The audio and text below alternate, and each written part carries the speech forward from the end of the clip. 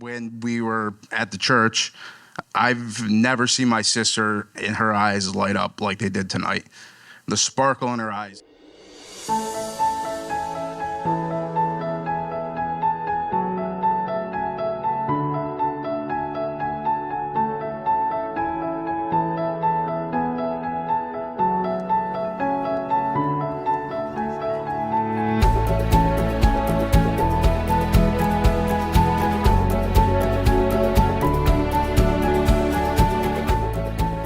Baleigh, this church was built in the 1850s, and I would imagine there are thousands of other brides who've come down this aisle, women of faith and women of history, each approaching this altar with the same hope and prayer and promise that's in your heart, on your lips today as well. And Kevin, I imagine there's an equal number of grooms who've waited, men of faith and men of history, each waiting for their bride to come down the aisle. Every one of them with the same hope and prayer and promise that's in your heart and on your lips today. But although you've both united yourself with so many other brides and grooms of history, Baleigh, there's never been another bride come down this aisle like you before. And Kevin, there's never been a groom wait for his bride like you either. And that's because there's never been a love quite like yours before in this church, and never will be again, except for those moments when you're able to be here in prayer.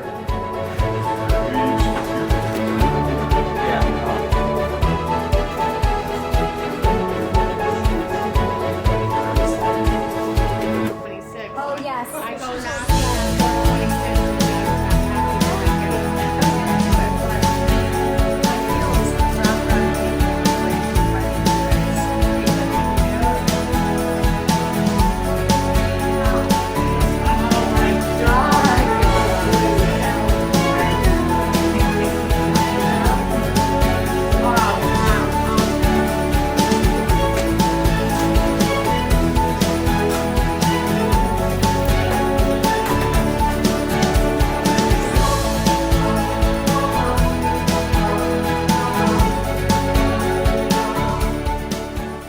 Going back, I remember the day Baleigh was born. Baleigh came out not being quiet. Can you believe that, if you know Baleigh? She was shouting, she was screaming, and the doctor, I think his exact words, she's a little headstrong, but she's gonna be a go-getter. I'm like, okay. So the second I laid my eyes on her, Baleigh, I knew she was destined for great things. She's a smart girl, talented, focused, and one of the most hardworking people that I know. Baleigh accomplished amazing things, even as a young girl. When Baleigh was in first grade, she started something called pie making. It was Thanksgiving time, and unfortunately, we went to a shelter, and she's like, what are all these, people doing here? And I said, well, they don't have food, they don't have desserts. Well, we went from pie making 25 pies to every year doing it for 600 people.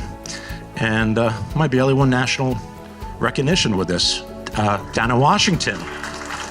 This was her like at 6 years old.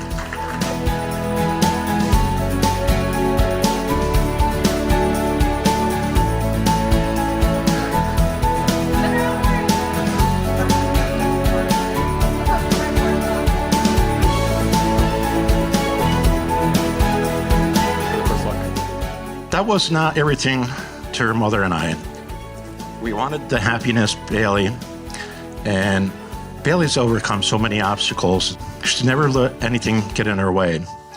Happiness in life was the most important thing for Baleigh that her mother and I wanted.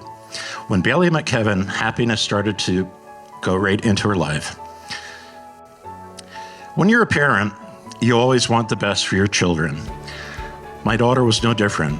So she'll come to no surprise that she has met and become the person of my dreams. Someone who is equal just like her better half, and a wonderful person. Kevin, I welcome you into the family, and I know the two of you will keep each other grounded in love. The two of you do have to learn how to do your own laundry, dishes, and learn how to vacuum after Willow. For me, the happiest days are for the two of you. I can't stress it enough. As I look at Kevin and Baleigh, I'm reminded of my parents, Kevin's parents, how much it really is all about. It's about family. Tonight, I'd like you all to raise your glass to my daughter and my new son and their new venture. God bless you, and I love you both.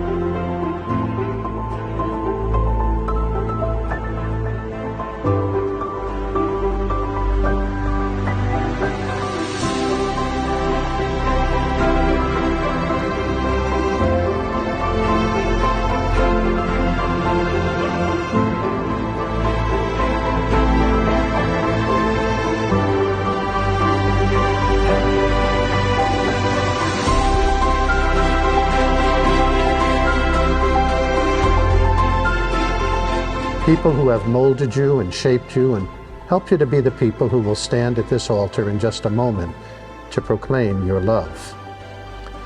They, like you, have heard the command from the Lord that they should love one another, just as they were first loved by God.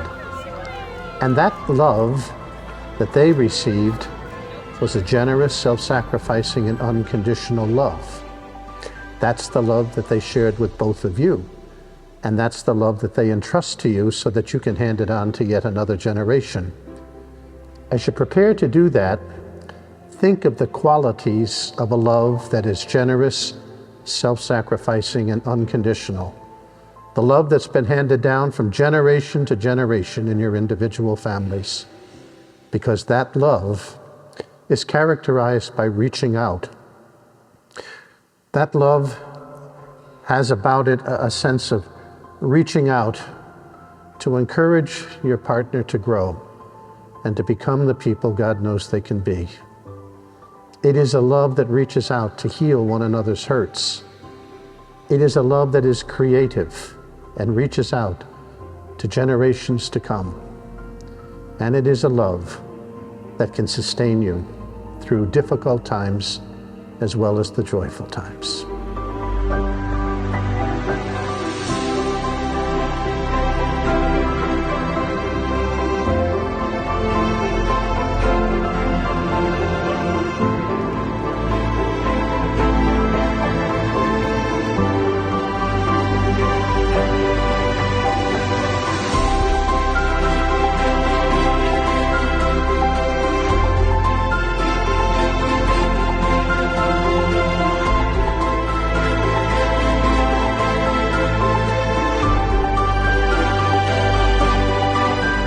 That love then demands that both of you be there for one another to reach out. To reach out with words of love, to reach out with words of forgiveness, to reach out with words that nurture the relationship that the two of you now assume in this sacrament of matrimony. And all of us are here today because we believe the two of you can do this. We know who you are, and we know where you come from. And we know the type of love that the two of you share because we've experienced it. So we're here today to be supportive and to congratulate you and to assure you in all the days to come that we will be there praying with you and encouraging you and ever grateful for the example that you give us today, for in the next few moments, when you speak your words of love, we believe that you make Christ present for us, a visible sign, his sacrament. So may God bless you both. May he keep you in love with each other, and may the love which we bless grow stronger with each passing day.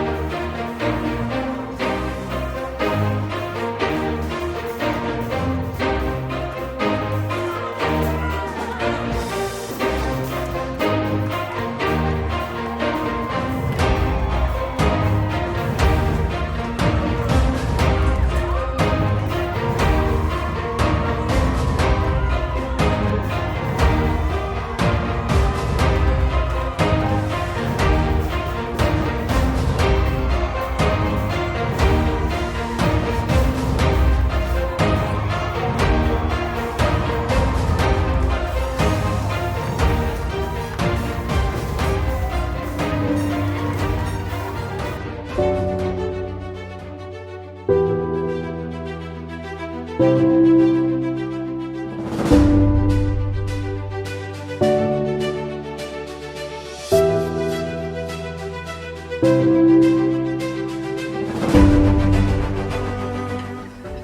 you're one of the very best people that I know. I have holy names to thank for a lot, but our friendship is at the very top of our list. I never thought there would be someone good enough for my Bales. She's beautiful, she's smart, she's talented, she has a smile that can light up a room, and it certainly is tonight. But that is until I met Kevin. I met him for the first time at a bar in Albany after Baleigh and him were on the road to being serious. I wasn't sure he was going to live up to the hype. Well, from the first 5 minutes on, I knew he was gonna stick.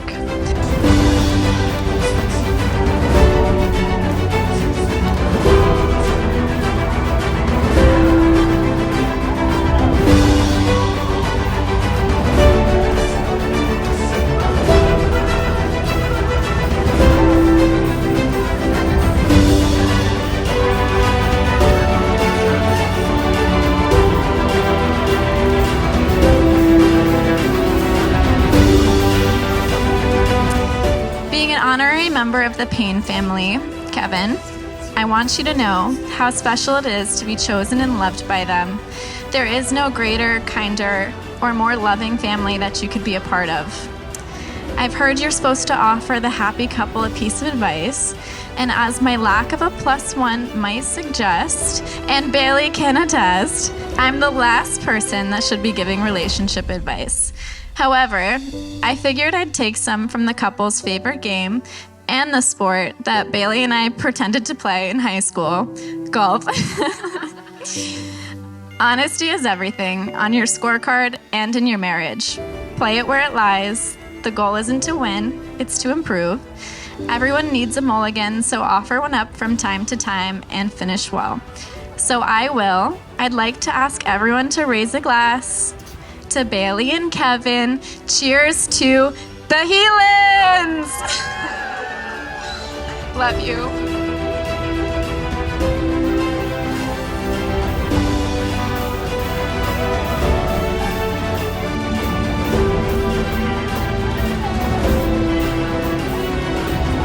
I don't see somebody in the back there. There we go. Look at the girls, look at the girls.